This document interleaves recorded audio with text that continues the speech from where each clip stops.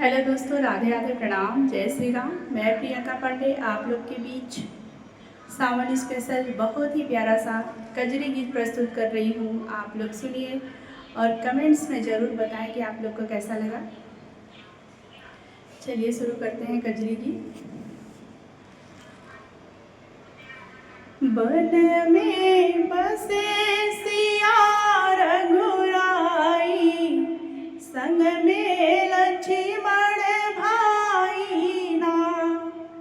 वन में बसे सिया रघुराई, संग में लक्ष्मण भाई ना।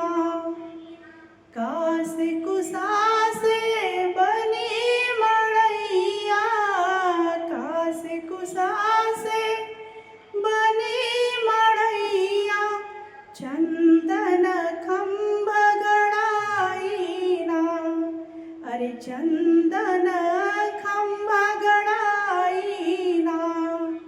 एही के ऊपर लगी फुलतरिया, मृगा चुनी चुनी जाई ना। एही के ऊपर लगी फुलतरिया, मृगा चुनी चुनी जाई ना। वन में बसे सिया रघुराई, संग में लक्ष्मण भाई ना। मृगा के रूप सिया मन बसीगा, मृगा के रूप सिया मन बसीगा। पालन खातिर जाही ना, पालन खातिर जाही ना। लेके धनुष बाण गए वन में, लक्ष्मण के समुझाई ना।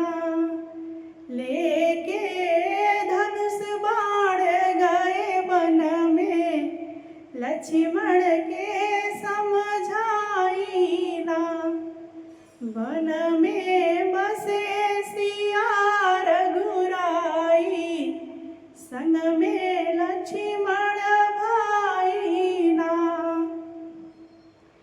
करुणा भाव मोहे राम पुकारे, करुणा भाव मोहे राम पुकारे। सुनी के लक्ष्मण भाई ना, अरे सुनी के लक्ष्मण भाई ना। खींच दी है वो लक्ष्मण रेखा, पार न करी है माई ना। खींच दी है वो लक्ष्मण रेखा, पार न करी है माई ना।